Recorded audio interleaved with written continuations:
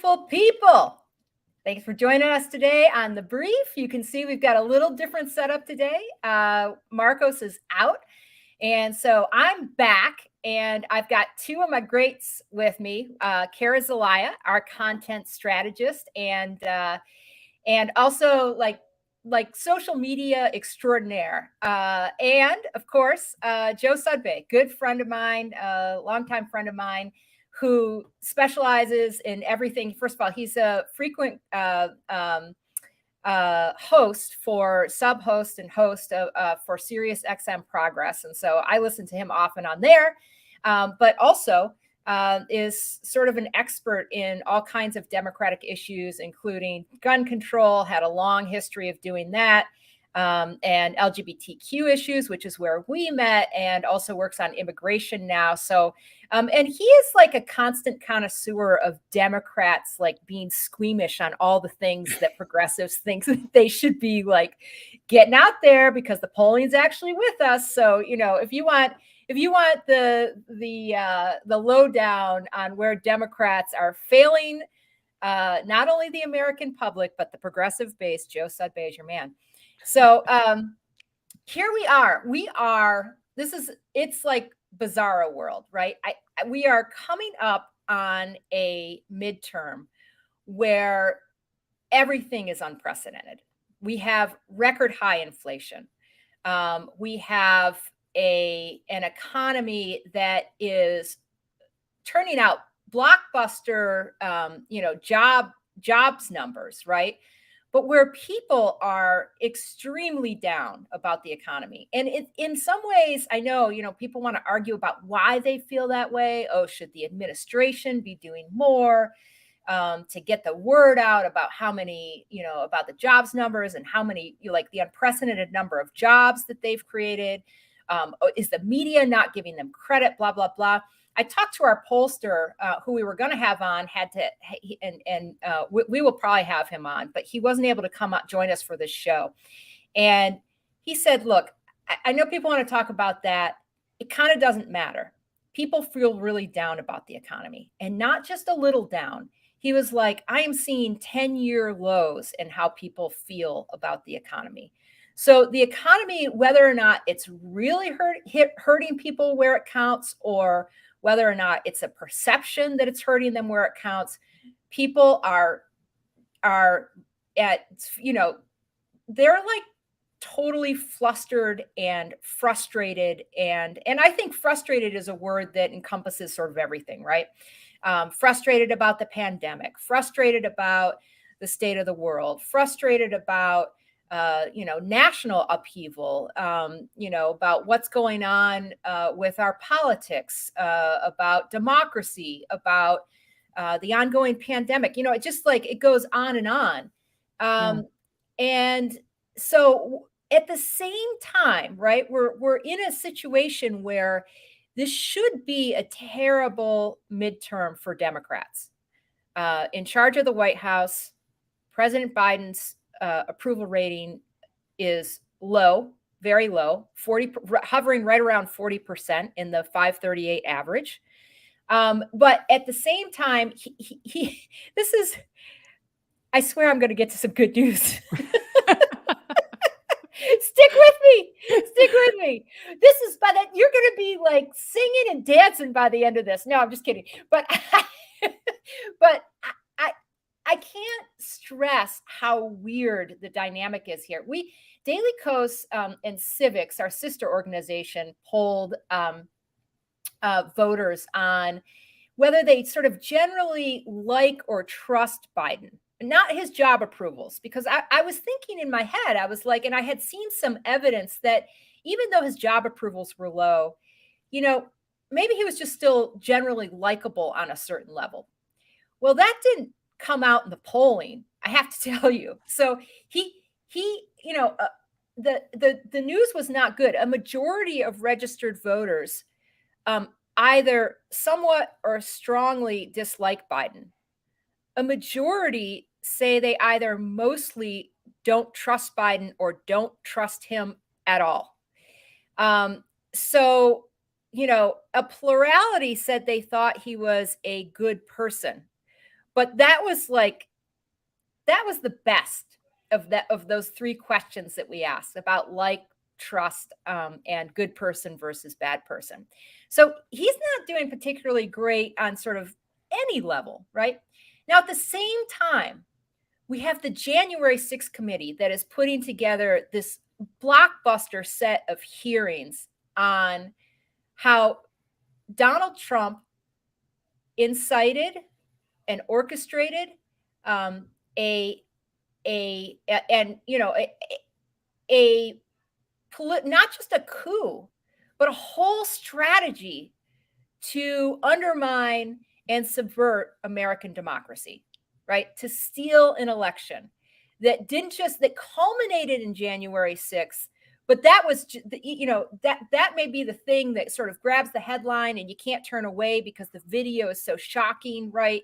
The testimony from the day is so shocking. But the real shock is this coup attempt that started in the walls of the Oval Office and was orchestrated on a state level, but with the help of GOP lawmakers to undermine the will of the people. Right. And they are sort of like I said before, the Mueller investigation sort of failed to bring about or to totally establish criminal intent by Donald Trump, right? This web of connections between the Trump campaign and Russia or the Kremlin, right, was very, very clear. It was all over the place, but criminal intent never was like quite there. This January 6th committee is going to have Donald Trump on criminal intent, dead to rights, right? They're going to have that phone call with Brad Raffensperger where he said, find me 11,000 some votes so that one more than I need to win, right? Find that for me. They've got him, dictating a memo that he sent out saying that he and Vice President Pence were on the same exact page on the vice president's potential to act and authority to act to overturn the election, when that wasn't true at all. He was setting Mike Pence up for failure because he knew that Mike Pence wasn't going to do it. They're going to have this testimony from the DOJ officials about, this whole effort within DOJ, where basically he told the acting attorney general, hey, listen, just go ahead and say that you found corruption in the election, and then let me take it from there. They said, the acting attorney general wouldn't go along with this. The deputy attorney general wouldn't go along with this. And they said, we can't just flip a switch and make it like you won. And he said, I don't expect you to do that. I just want you to announce that there was corruption and let me and my the Republican Congress people, we'll take it from there. So he is admitting he knows he didn't win. He is pressuring people to overturn the election, and criminal intent is all over the place. He knew he lost. He knew that the scheme he was plotting was completely illegal and unconstitutional. Everybody told him so, and he did it anyway. And then on top of January 6th and this blockbuster stuff, and I swear I'm going to let you guys talk in a second, but just getting all this off my chest. So then you've got this abortion issue, which as soon as this week, we could have, an unprecedented overturning of Supreme Court precedent on abortion rights for people in this country for the past 50 years, right? This is there's more going on than just this, but this is a crazy set of circumstances.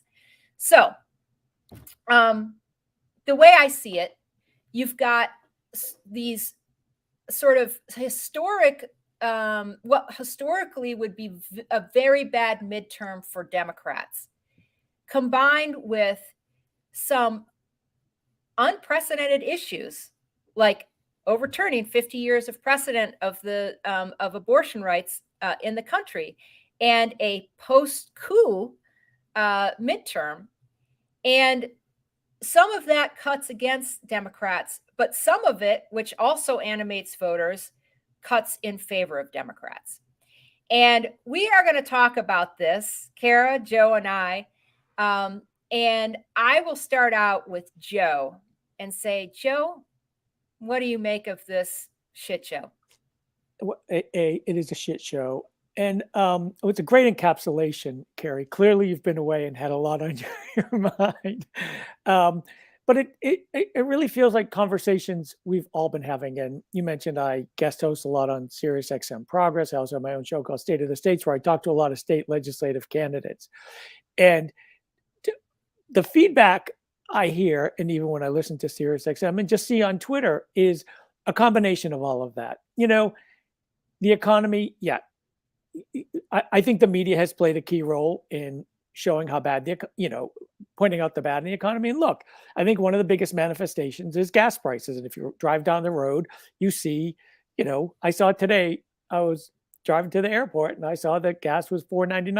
I don't even have a car in DC. I've been up in Maine, and so I've been driving a little bit more. Otherwise, I wouldn't even notice it. But I said, oh, gas is under $5. Maybe it'll keep going. I think one of the things, and a lot of it starts with Biden, is I have not seen Biden use the bully pulpit the way he needs to as a president of the United States, dealing with this crisis and dealing with all these crises and reinsuring the American people. And, I know I think part of the problem is he's got a lot of old hands in there, people who've been around, people who helped previous presidents like Anita Dunn. This is not those times. This is a new time. And we need to see leadership, and we need to see the president. Like, I want him calling out the oil companies. Barrel of oil is not that much more than it was 10 years ago, but their prices are skyrocketing. We are being gouged. We are being gouged. The House took a vote on a bill like that. A Republican voted against it. Republicans, I actually, I'm conspiratorial from being around Washington for too long. I wouldn't be a goddamn bit surprised if the oil companies are like, let's jack up the prices because, they're all worried about climate change legislation. Let's screw the Democrats. Let's screw Joe Biden. I know that sounds super conspiratorial, but nothing surprises me. Think of the January 6th hearings that we're watching right now. And I will say they have been absolutely riveting. And as someone who has watched Democrats for decades on Capitol Hill, in their inability to kind of convey messaging, I am in awe, absolute awe of the work the January 6th committee is doing. They have held information tightly. Every time there's a hearing, you can just see we're gobsmacked. And what's really interesting is the Capitol Hill press corps. They're, particularly the gossip columnists. There's a lot of gossip columnists up there, I call them, who are more interested in the theater and in the gossip of who said what about who and who says what anonymously. They've all been like completely, blown away by what they're seeing. And one more point to make, two more points. And then I'm glad you think that, because I feel like the Capitol Hill press corps is totally blown away by it. And I that's been my suspicion. But if that's what you're seeing, that makes me feel better. So go ahead, because that's certainly part of the part of the challenge, right, for Democrats, was to flip the dynamic right away of the press corps being like, this isn't going to matter. You know what I mean? Like that sort of default cynical, take. Anyway, go ahead, Joe. Sorry. What's important about that is I think around 10 million people watching right now. 20 million watched the first hearing, but a lot more people are getting it synthesized through CNN, MSNBC, not Fox, but even the evening news, they're seeing reporters who were there and are conveying that, right? And you're hearing it on your local radio show, and you're reading it in your local papers. And people should subscribe to their local papers. I'm a big believer in that. But there's something else I wanted to say, because I think it fits with a bigger theme. One of the things we're dealing with a lot of these issues is, Donald Trump told us there would not be a peaceful transfer of power. He said it several times. He wouldn't commit to it, right? He told us. And we saw the shenanigans start to play out. There are a lot of people, Daily Kos, Sirius XM Progress, media publications saying this is a really serious situation. And you got the biggest eye rolls from people like, what do you think he's going to do? Launch a coup? Yes, because he told us he was going to. And we know the people around him. And it's this weird thing, and it happens on other issues, which brings me to the abortion issue. For decades, Republicans have been saying, we are going to take away a woman's right to have an abortion. We want to control their bodies. And Democrats would try and bring it up. We tried to bring it up in 2016, 2020. And you get that same kind of, from the smarty pants crowd, even progressive, a lot of progressives would do the same. But why do you keep saying that? They tell us what they're going to do, but somehow they tell us what we're going to do. When we point out, they said they're going to do this. Everyone's like, why are you saying that? And they told us, Right. you They know? told us. So I just think that that's an important point. And the last thing I want to say is, and it's something, Carrie, we have talked a lot about. You wrote about it in your book, Don't Tell Me to Wait, about the Obama years. And I thought about it last week again, because I saw that Rick Warren was stepping down as the head of Saddleback Church. Rick Warren is this leading evangelical in California. He led the campaign against to pass Prop 8, to take away marriage rights in 2008, and it succeeded. And it was a devastating blow for the LGBTQ community. I mean, I remember that night, election night, I went down to the White House celebrating that Obama had won, came back and saw that we had lost rights. And then Obama invited Rick Warren to speak at his inauguration, which was just like rubbing salt in the wound. And it's hard to explain to people who haven't lost rights how devastating it is. And I think there are a lot of factors that led to the work we did in the early years of the Obama administration to push him. But I think within our community, losing rights really changed people, radicalized people, made them demand more from the Obama-Biden administration. And because we did that, we had success. So I just feel like, I don't think people are, we kind of had processed that this might happen because we saw the leaked decision that Alito had crafted. But when it actually happens, it changes you. It really changes you. And Right. We're on the verge of having it happen. Right. Good time to ask Kara what she's seen as a woman in America today, a young woman at that. Yeah, and right. Go ahead. Yeah, I'm a young woman. I'm an immigrant. I'm on the internet. I'm Latina. And I gotta be honest, like I'm hearing all of these things that you guys are saying, and I'm glued to the TV screen watching the January 6th insurrection and stuff, and like everything. I work in news. That is my business. And at the end of the day, I talk to my partner and I talk to my friends, and all, educated coastal elites and doing okay in life. And I ask them, like, how are you? And the truth is, we all feel like shit. Like, and that's really what it boils down to. And that is like the American sentiment right now. Is that Joe Biden's fault? Not necessarily, but that doesn't change the fact that I feel like shit. And so 2 weeks ago, I got COVID, my first round of COVID, and I'm 4 times vaccinated. I'm 31. I'm young. After this, I'm going to go row, I was like, I'm wearing a mask. I'm social distancing, and I still have a sore throat. I'm still coughing. My poor partner, who is just even in better health than me, literally in the midst of our COVID, stupor, he was just like, there's something really existential about being 2.5 years into a pandemic and then getting COVID for the first time. Yeah. And he just sort of looks out our window. We live outside of DC, and is like, what's the plan, Joe? And it just feels like that over and over and over again. And again, whether it is warranted, where the blame lies, he is our figurehead of the country. And so what's the plan, Joe, on student debt? Every day I get little dribbles of information, and I'm like, so am I going back to paying $800 a month in August? What's the deal, dude? What's the plan with the January 6th hearings? Does he have a role in this? Americans don't understand that. I barely understand that. Then we have this shooting in Uvalde. What's the plan? And so that's the kind of thing that I keep going towards. So how do I feel? Well, I hate that I still have a lingering cough from a global pandemic. I live in DC, and I was in DC when the January 6th insurrection happened. That doesn't make me feel good. I'm a gun violence survivor. None of this makes me feel good. My 401k is not doing great. And I'm lucky enough to be the 31-year-old who has a 401k. I don't really look at gas prices because I live in DC, but that seems bad. And so it is one of those things where it's like Republicans, what is it, get in line, and Democrats fall in love. How can I fall in love with Joe Biden, who has been here since the beginning of time, has been in government longer than I've been alive?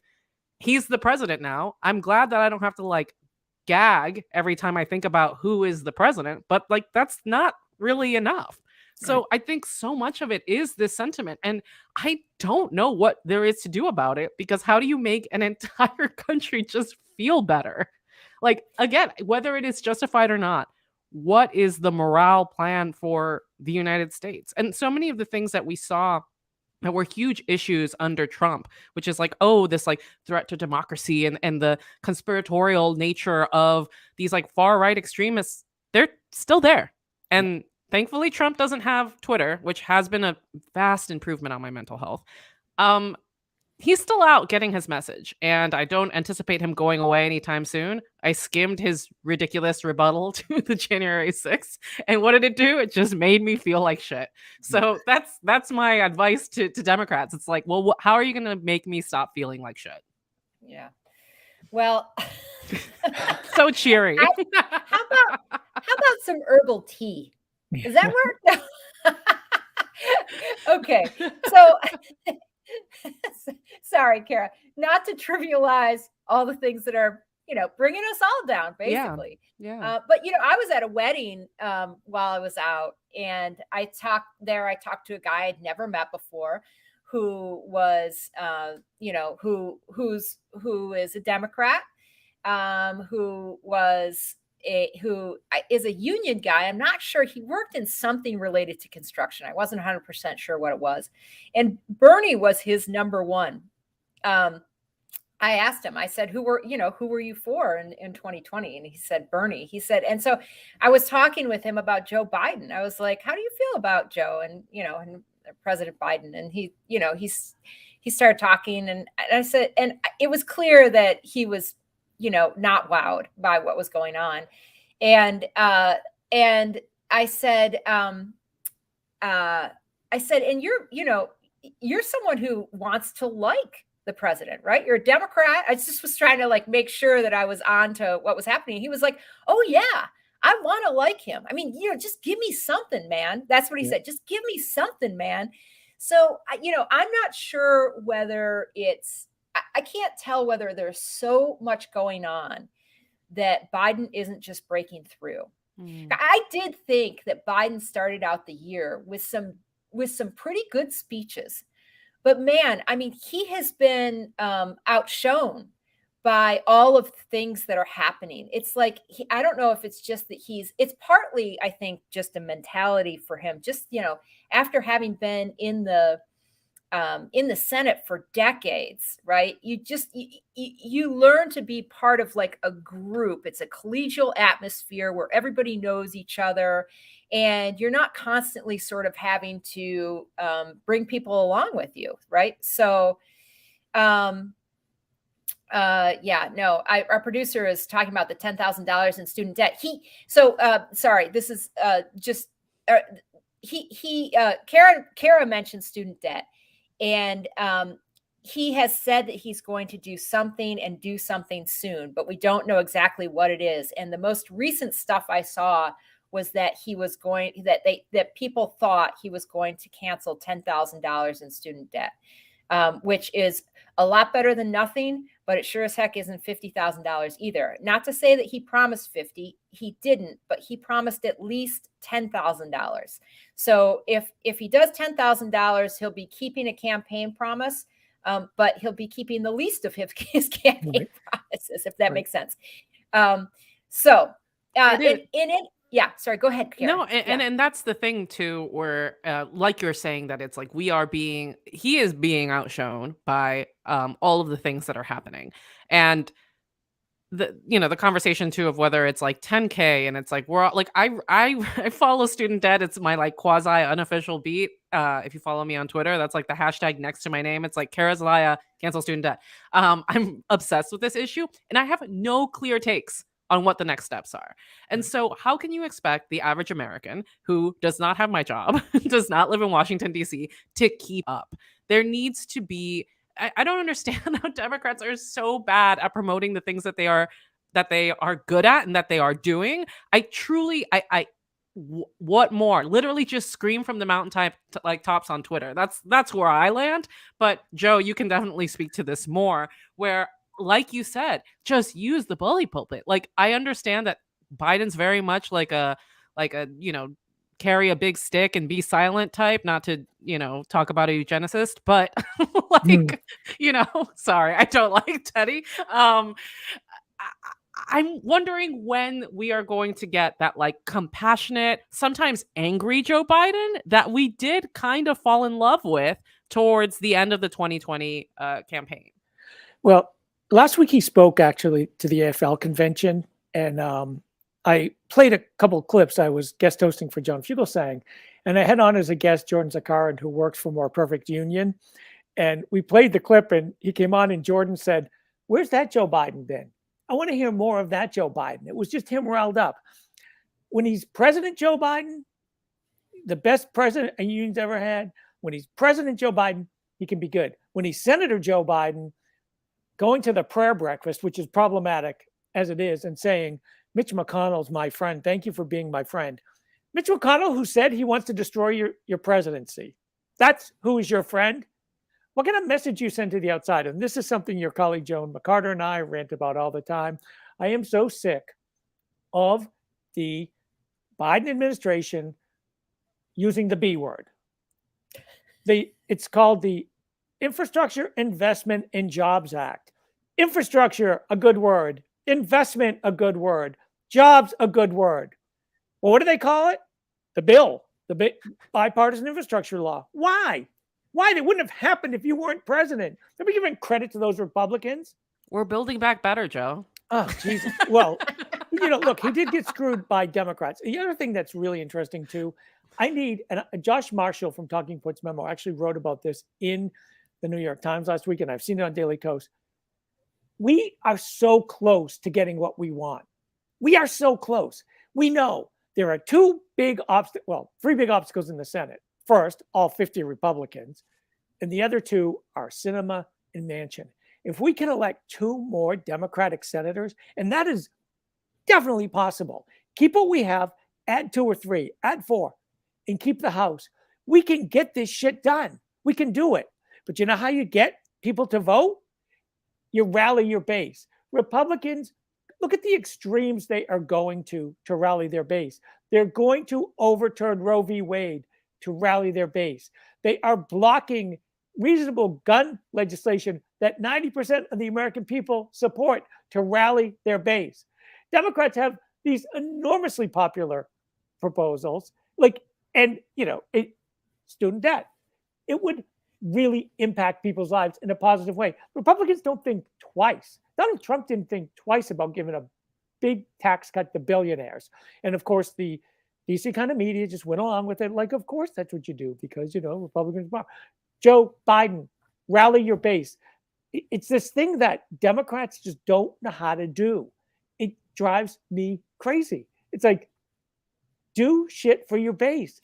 You are going to do popular things. Use that bully pulpit. Use your executive authority and keep making the House and Senate Republicans vote to show the American people who they are. And it's a combination of all those things, and let people know we can do this if you show up. I'll do my part, Joe Biden, if you do your part. And we need everybody on the same team, and we need you to do more. Can I ask a question to Carrie real quick? Okay, hold on 2 seconds. Let me just make a clarification. For those who didn't know what the B word was that Joe Sudbay was talking about, it was bipartisan. It wasn't build or back or better. It was bipartisan. Okay, sorry. So I'm opposed to use of that word. Okay, so. Yeah, I had a question for both of you, but I wanted to toss it over to Carrie, which is, we're complaining. That is our job as pundits in this space. And so I want to ask the two of you, if you were Joe Biden and you had could do one thing, one extremely popular thing that would help and make a splash, what would it be? Oh, in a heartbeat, I would cancel $50,000 worth of student debt. It would be transformative. It's a racial justice issue. It hits, it's extremely popular, not just among young people of color, but among people of color broadly, both Latino and Black. So it hits your base. And it's life altering for them. It locks in a bunch of young Democrats who some of whom voted for the first time in 2020 because they were like, our president, meaning Trump, is crazy. And he's like having a meltdown every day on Twitter. And oh my God, like this guy's a danger. Like he's a danger to society, to America. Right. So it's something that, and look, you just, one of the problems is a lot of people have gotten some form of student debt relief through this administration, but because they haven't done something big and bold, there's all these like little loopholes. Oh, we're going to do it for those people who were screwed out of money by the for-profit industry, and those people who, have I'm trying to think. It's like paid, where you get relief because it's tied income-based repayment or whatever. So like it's means testing, right? There's some little pieces here and there that they have already done that are huge for a portion of the population. But man, you have got to be so clued in and following so closely to figure out whether or not you qualify for these things.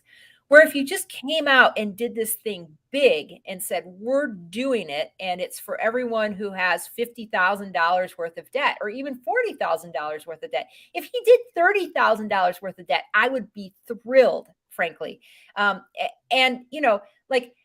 I just think they need to do something big and blanket so it makes headlines everywhere. People know. They don't have to weed through a bunch of stuff to figure out whether they qualify. That's and he has the power to do it. And you know what? If Republicans want to challenge that in the courts, well, then have at it. Let's have the Republicans challenge that in the courts, because that is going to be enormously unpopular for the group of people that we're talking about. So in a midterm where we need a base motivator, that is what I would do, because that's what I have the power to do. And you can't make the argument that we just need 2 more Senate seats when you won't even use the power that you have, right? The executive power that you have on behalf of people who voted for you. So, I agree with that. I strongly agree with it. I often tell people, when I was in college a long time ago, I graduated, 40 years ago. I went to the University of New Hampshire out of state, and UNH didn't help a lot. It didn't cut you any slack when you went out of state. So, but I was able to get Pell Grants and very low interest student loans, because back then, the government of the United States was committed to helping people get through college. I got Pell Grants. Pell Grants were created by a woman named Lois Dixon Rice, the mother of Susan Rice. And coincidentally, she grew up one street over from me. She went to my high school. So my sisters and I went through college because of the work of Susan Rice's mother. And Susan Rice is apparently one of the obstacles to getting this done, which is just mind-blowing, right? That she is domestic policy counsel in the White House right now, Susan Rice. Yeah. And David Dayen at the American Prospect did some really good reporting on that. But you're absolutely right. Like, I have a niece who just graduated with a nursing degree.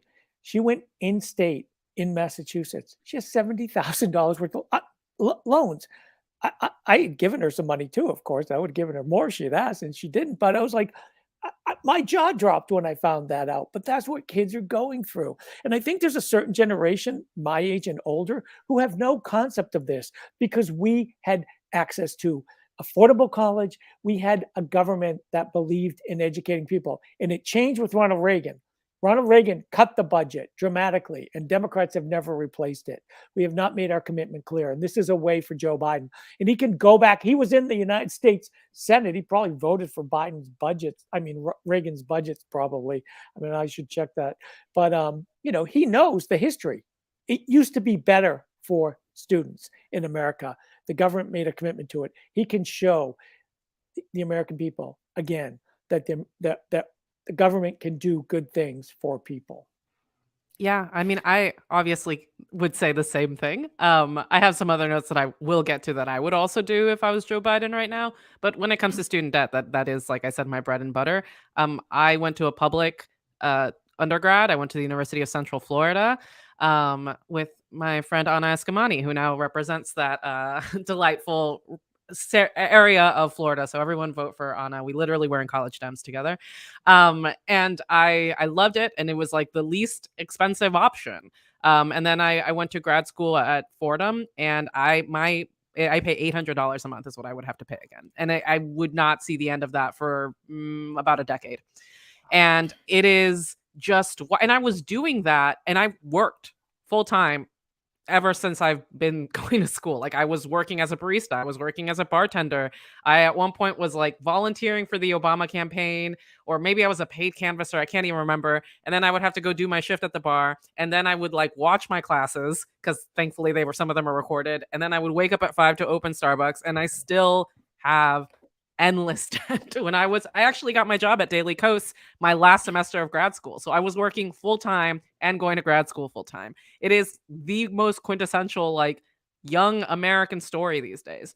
As for like older people, I actually did a quick little like mini podcast called How Do We Get Here, which I'm reviving this year. So I recommend, I'll put the link on the description here, where I talked about student debt. Which are really well done, by the way. How did we get here? Really, really well done. And I studied documentary. I studied broadcast for a while in grad school, and they're a joy to watch. They're a lot of fun, first of all, and very, very well produced, especially for someone just like doing it yourself. I was like, wow. Thank you. Really? But anyway, go ahead. Thank you. I will take that. But what I did an audio version where I just talked about student debt with a bunch of different experts. And one of the things that we found out is that student debt is a huge issue for older Americans as well, who take on the debt of their children. There are countless stories of people who literally have taken on the debt, who have signed on as like the co-signer or just the signer of their child's debt. And the plan is to just die, and at least their kids won't have student debt. Like, that is the plan. I have read endless stories like this. Crazy. And it is the wildest, most depressing thing. I mean, in a time in which everything is so dystopian, the idea that what parents think they can give their children is just not bearing them with that. And by the way, when that person dies, that debt's going to be canceled anyway. So that's money that they're not going to get. And that's the other thing that is such a big misconception. Sorry to turn this into a student debt podcast, but it's what I do.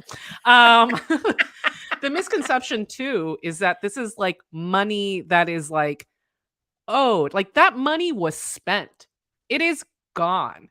And currently there's no payments being made. And we're not fine. Maybe we are fine. The economy is a wildly weird and strange and complex thing. But that's not the reason why there are problems in America, that people have stopped paying student debt for 2 years. Yep. And I also think that if those payments start again, it's just going to plummet Biden's numbers even more. Like, the idea of having 2.5 years of pause. I mean, someone said this, a very progressive person said to me, like, no one has done more for my student loans than Donald Trump. And that is a fact. That's and really stunning. What do we do with that? Yeah, no. Let me redirect the conversation. Just I want to say one thing, which I know could be enormously unpopular, but I was writing about Liz Cheney recently, and I was thinking, because I always look at the times, and I'm always looking for these are extraordinary times. They come with a lot of baggage, but there's always an opportunity in extraordinary times for people to step up, for someone to show that they get what's going on and do something about it, right? And I don't think anyone is doing that more right now. And I consider 99% of her politics to be abhorrent than Liz Cheney. Like she, I think, we're saying, well, what, I don't exactly want Biden to be Liz Cheney, but what do we need from President Biden, right? She has, I think, the vision that she has shown. Joe talked about the sort of extraordinary hearings and how well orchestrated they are and how on point they are. And, everybody who talks about her role has said that she has been integral to how they've decided to prosecute the case, that they've decided to prosecute the case so aggressively. She's more well-read than practically anyone on the committee. She's like kind of obsessed with it, but her vision is, hey, we're never going to, she doesn't care about her next election, because even if she survives for another 2 years, it doesn't matter if Donald Trump is still controlling the party. And I just want to say, we're not going to be rid of Trump then the threat is going to be over, right? Because the MAGA movement lives on. Like, I kind of think the MAGA movement at this point has sort of like overtaken Trump, right? But the ability, and I heard Bill Kristol, another conservative guy. I don't even know what's happened to me. Harry, are you okay? Blink twice. really? If you need help. All right, we'll send someone. SOS. No, just kidding. I heard Bill Kristol say this, and I think this is true, is that even though because I always think, well, just because we get rid of Trump, it doesn't mean, the MAGA movement is going to be over. But he did say something that made sense to me, which is it's very difficult for a cult leader to hand on a cult intact to someone else. So Ron DeSantis, who I actually think is much smarter than Trump and much more studied, and that's not saying anything. No, but trying to, if Trump is if Liz Cheney is able to like cut the cancer of Trump out, right? If she's able to like get him prosecuted in a way that like, deflates him or something like that. Not that she has the power, but if she backs DOJ into the corner of doing that, which I think is basically what Merrick Garland needs, the attorney general, then it's going to be much more difficult for that movement to be handed off intact to someone. Okay. There end up being at least some splinters where people are like, oh no, Ron DeSantis isn't my guy. My guy is, so-and-so, who knows, whatever it is. But like, then there ends up being some internal strife about who's the rightful heir to the MAGA movement. And that internal tension is helpful, and people often make the comparison between, 1930s Germany and US today. And you look at Hitler, he was the problem from the beginning and the end, right? He's the guy that survived. He's the guy that like, he couldn't make it happen initially, but made it happen eventually. Well, if someone else had tried to like rise up and be the heir to what Hitler was doing, that might have been a different story in terms of how that played out. I don't know. Like, I don't want to get into that comparison too much, but I do think it's possible that at least a start to defeating Trumpism and defeating the MAGA movement is to have Trump be, the MAGA movement is never going to turn on him, no matter whether the Department of Justice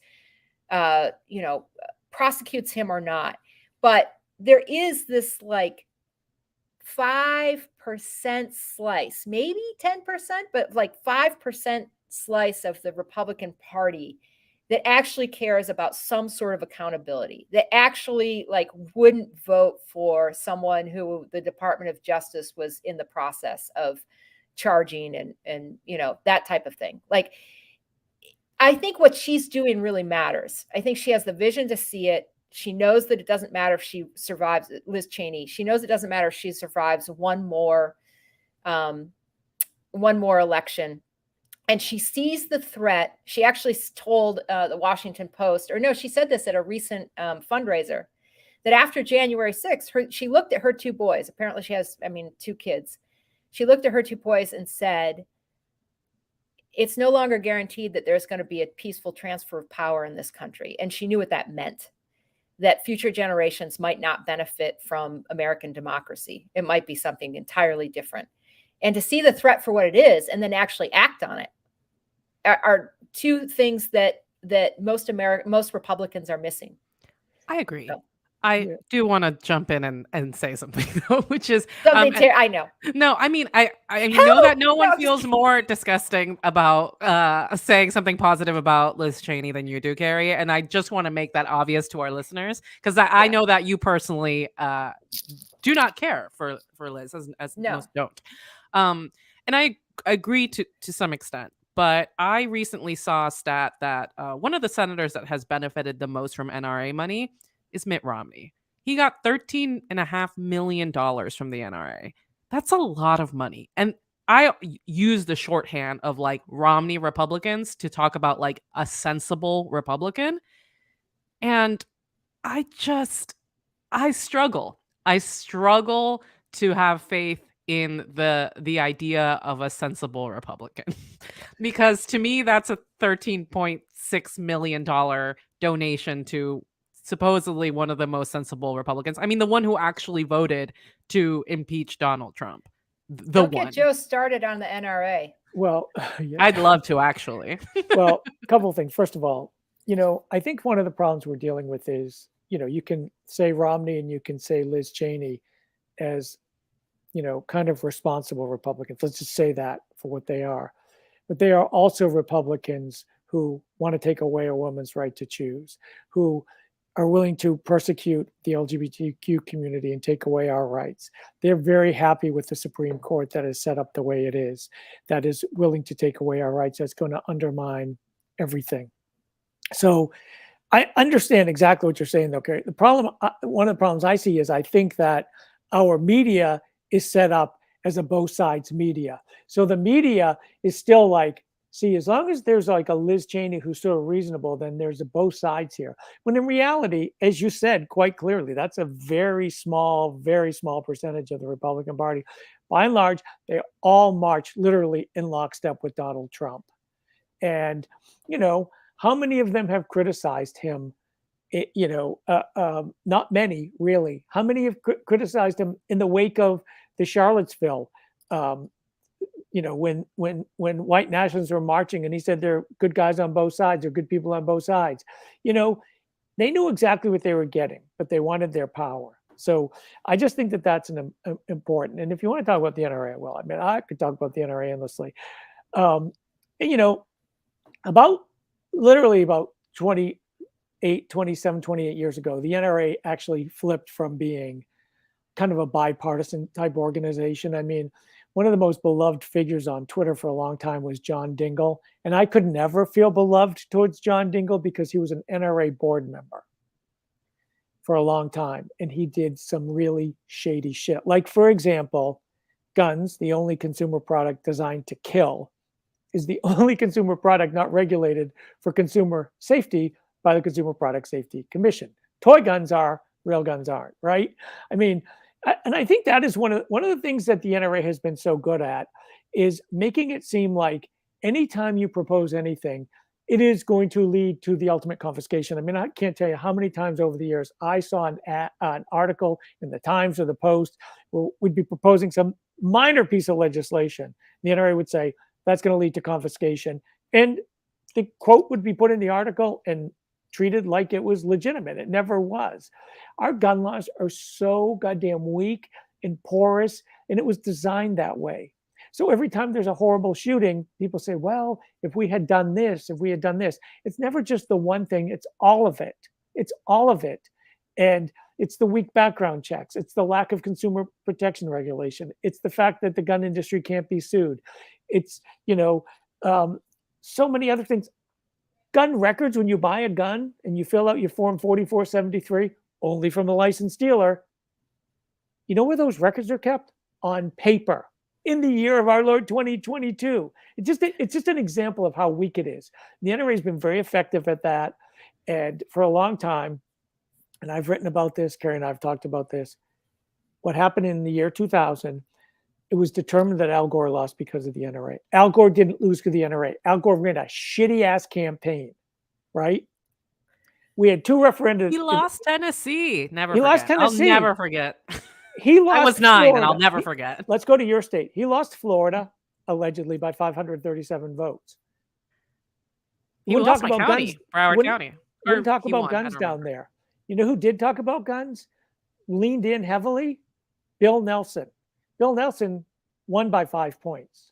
He leaned in. We had a referendum in Florida on gun shows in 1998. It passed 72-28. That was like a great issue. Bring it up in Florida and remind people. Oh no, the Gore people couldn't talk about that. Gore wouldn't talk about it. He lost. And the issue was moribund for a long time because it just became conventional wisdom. And after Pulse, I actually wrote a piece titled, "Don't Let Conventional Wisdom Kill Again." So the NRA is like the prime beneficiary of the warped DC conventional wisdom think that, you know, Carrie and I have encountered. When you were here, we had to deal with it on LGBT issues. And the biggest purveyors of conventional wisdom are, unfortunately, the Democratic consulting class, and it's maddening. Anyways, I go on. I could go on, and I will stop right there. Right. And so what Joe is talking about here is conventional wisdom. Once conventional wisdom gets said about a certain issue in Washington, it is nearly impossible to turn it around in the minds. And everybody is then convinced. I mean, you know, Washington is full of a bunch of pretty nerdy people, but they also all want to be in on it, right? Yeah. They want to be in, like, they want to be the smart ones, like everybody next to them and whatever. And so there is a certain, groupthink that happens there. And so, cutting against that groupthink, which is what we did when we worked on LGBTQ issues, which was to tell Democrats, look, this is going to be a good issue for you. You know what?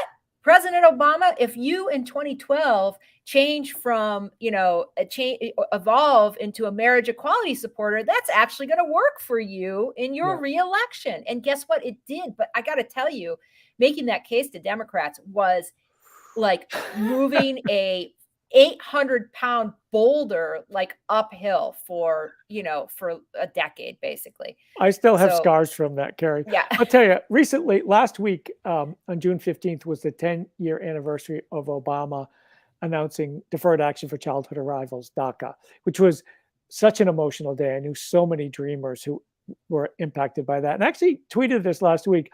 On May 9th, 2012, Obama announced support for same-sex marriage. On June 15th, he announced DACA. Both were considered risky. Both were considered risky at the time. Instead, it motivated the Democratic base. People were so excited. It was off the charts. And that is how you win elections. It's the model right there. But if Obama had consulted, his campaign manager was Jim Messina at the time, who I think is one of the leading purveyors of bad conventional wisdom. I'm surprised Obama did it in the first place. There's one of my favorite stories. It was captured in the New York Times. There was a meeting. It wasn't even at the White House because they wouldn't let a document to people in the White House.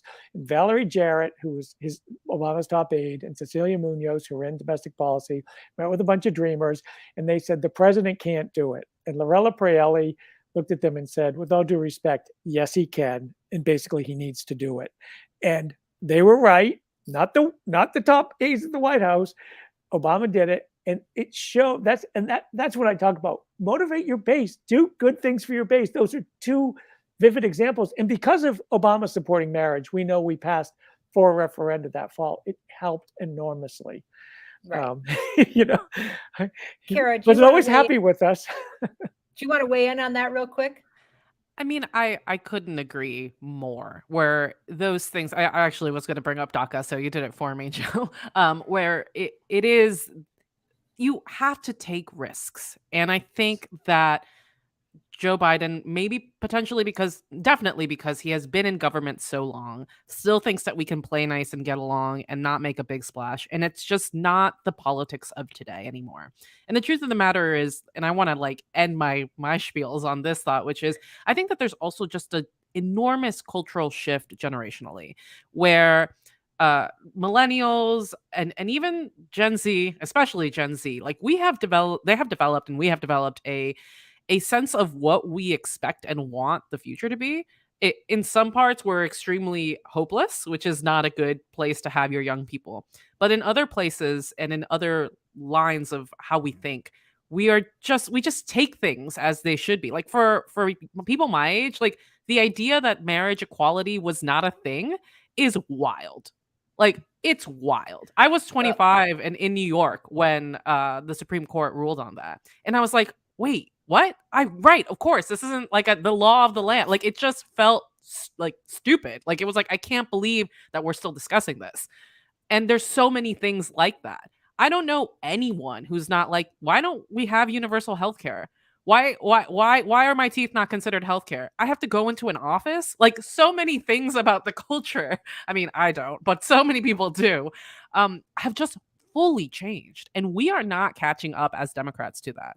I feel like that there are a lot of, on the other side, the extreme right, there are a lot of radicalized right young men, mostly white young men, that are very loud. And they are, I would think, they are a minority, a very small minority, but they are loud and scary and dangerous. And no one sees the very progressive younger base as a source of power that can be tapped into. And it can. We care about healthcare. I don't know anyone who's not scared at 26 of losing their healthcare because they're not going to be on their parents' healthcare. Those like unsexy issues matter to us a lot.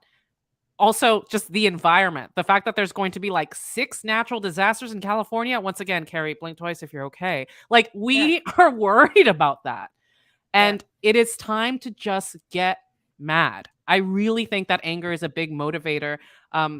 I love that Joe Biden wants to be Grandpa Joe, and I love the aviators and the eating ice cream, but like we're just not in those times. And I don't care if he doesn't want to be the messenger for that. There are plenty of people who could be the messenger for that. When Elizabeth Warren was mad about guns, what was that, like a month ago, and that clip went viral, we love that. Get mad. Make it work. Like, I just want to see some empathy and emotion coming out of my government. Because I know that we're playing at the grown-ups are in charge now, but grown-ups get mad last time I checked. Right. So, last time I checked too, because I'm a grown-up to my daughter and talk about testing some patience. Anyway, blink twice if you're okay. No blinks. Okay. So just kidding. Let me round up a few thoughts here. We're coming close to the end, and we've talked about like this has turned into a coffee clutch. We talked about we need that sometimes. 15-20% of the things that I meant to talk about, which is fine. But to Joe's point, which is these things, the things that President Obama did in 2012. Which helped him get reelected, right? Evolving on marriage equality, doing DACA, stopping the not putting an end, but at least stopping work on the Keystone XL pipeline, which was a huge environmental issue, and effort for the climate change activists, right? Those were all things that motivated the base in 2012, and he got reelected. He did not, the Obama administration did not do those things prior to 2010 when Democrats got swamped in the 2010 midterms, right? Yep. If he had done some of those things to attend, if President Obama at the time had done some of those things to attend to pumping up the base, letting them know that their vote mattered, that he remembered who brought him to office and that he was working on their behalf. He was fighting on their behalf, right? The prospective bases, they didn't really feel like that until 2012, leading up to his reelection. So that's a lot of the reason Democrats didn't turn out in 2010. The progressive base was pissed off. Yep. They felt left behind by the administration that they had put in office. And what I think is, I think on the bright side that that the White House, the political people at the White House at least get that. Okay. I think they realize they have a midterm problem. I don't think that they've cracked any sort of code on how to address it. But I think that they understand that there's an enthusiasm gap and that the Democratic base is, could stay home. Now, there's a few bright spots that I just want to mention. Okay. And then I'll ask for reacts and we'll close it up. But we're at 2 minutes. This is what I like to do when Kara and I host together.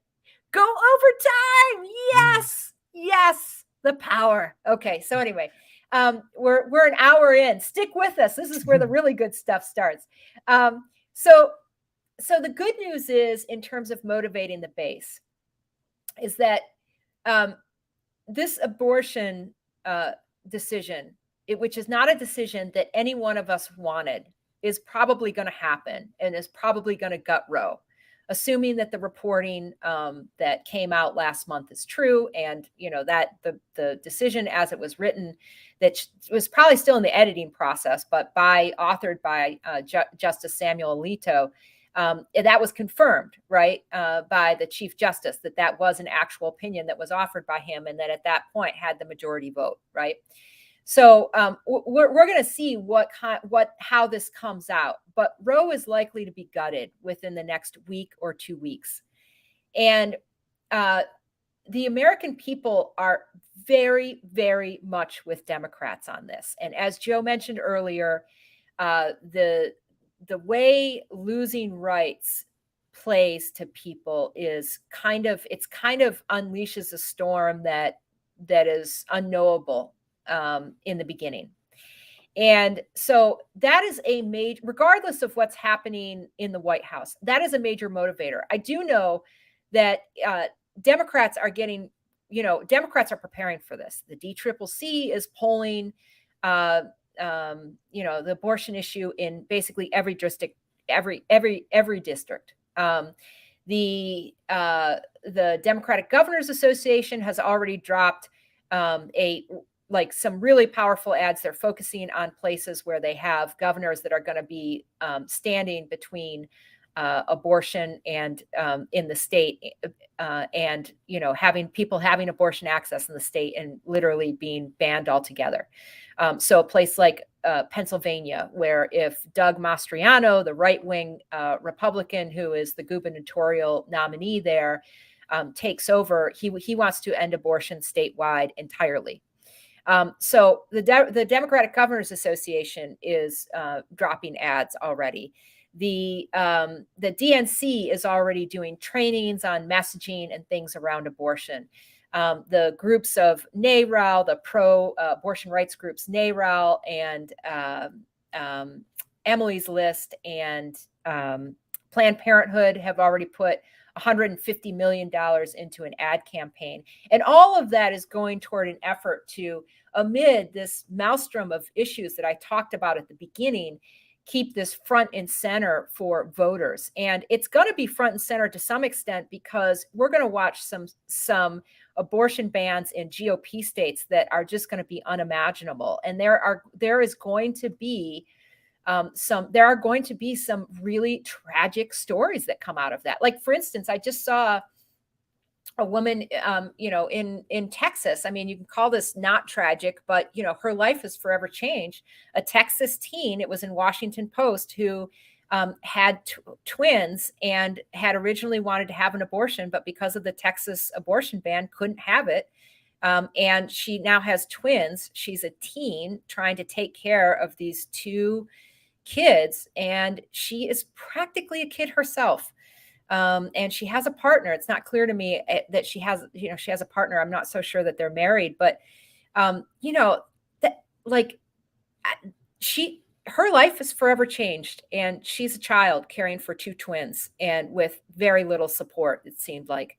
So, there's going to be a lot of stories like that, and worse stories.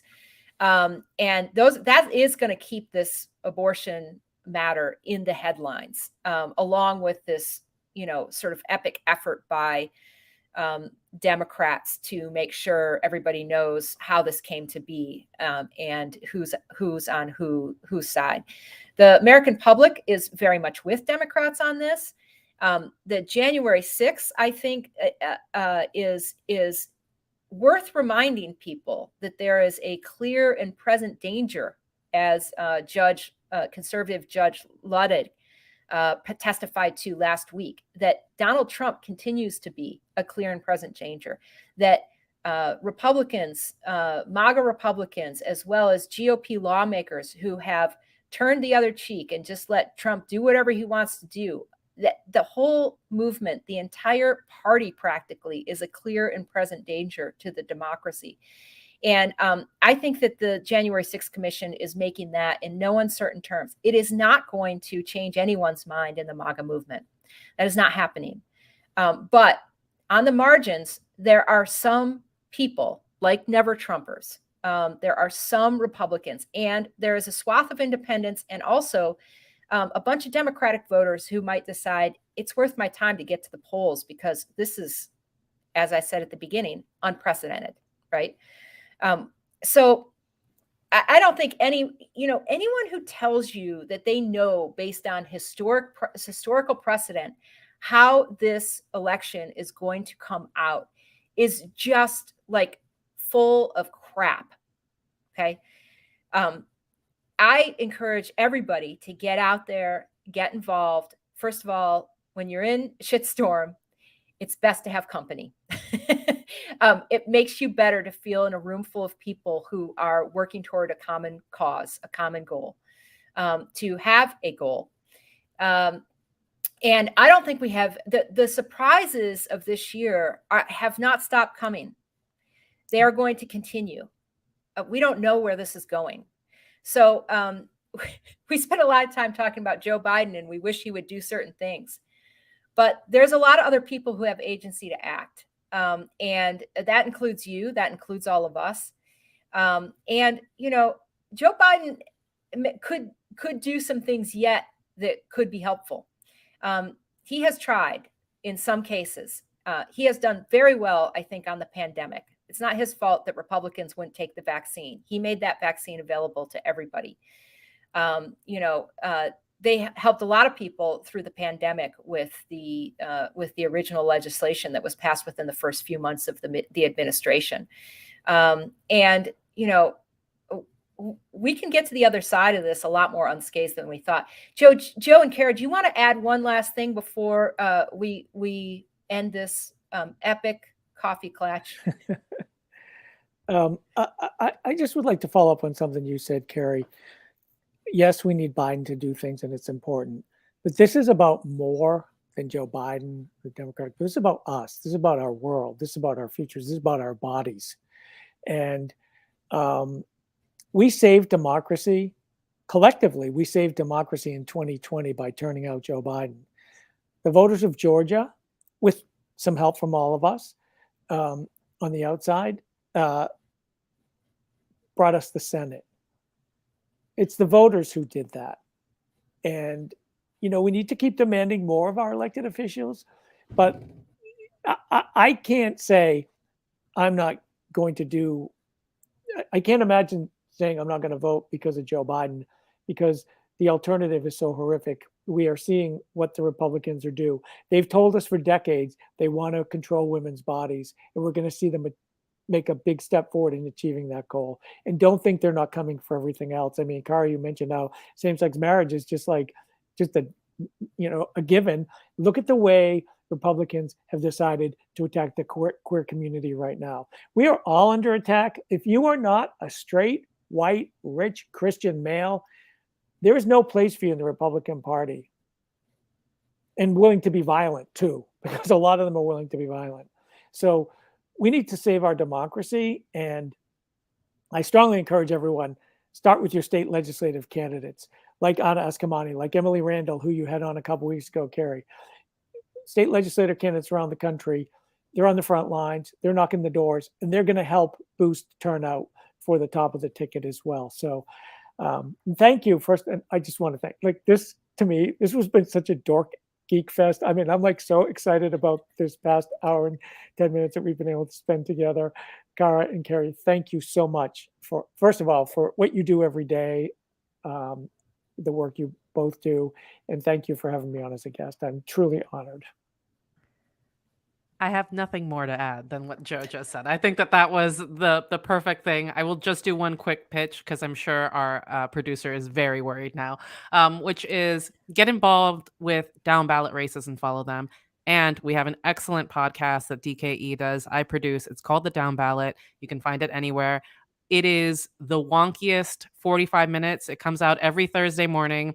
We've had Joe on. It is excellent. I truly believe that, and I don't just say that. Please go ahead and follow it, listen to it, find out about the minutia of what's going on, and also where you can get the best bang for your buck in your donations, because there might not be many races that in your area that you can make a big difference in, but there might be a swing area where you can make a difference, and your money will go a long way. Right. My two favorite podcasts are The Brief and The Down Ballot, and it for much the same reasons. I love it. So and that's put out, the Down Ballot is put out by Daily Kos Elections. When Kara says DKE, that's Daily Kos Elections. So read them and go to the Down Ballot, sign up for it. If I haven't signed up for The Brief, if you haven't given us a review, please go ahead and do that wherever you get your podcasts. So I just want to thank everybody for sticking with us. Our producer originally said, hey, just go for 40 minutes and see where it goes from there. Or 70 minutes. Anyway, we're rebels, but we have a cause. And we are about to sign off. I want to thank you, Kara Zelaya and Joe Sudbay, for a great conversation today. Thank you for everybody who stuck with us. And thank you to our producer, Walter Einenkel, who hopefully hasn't fallen asleep. Dorothy He, who is heading up communications for us now, writes these shows up every week. And Paul Hogarth, who helps us put together some good clips from the show. So am I missing anyone, Kara? Did I miss anyone? I feel like we did. No. Okay, good. Well, thank you all. Come back again next week. Marco should be here. He'll be driving. He sticks to a closer 60 minutes. And stay safe, be good, be well.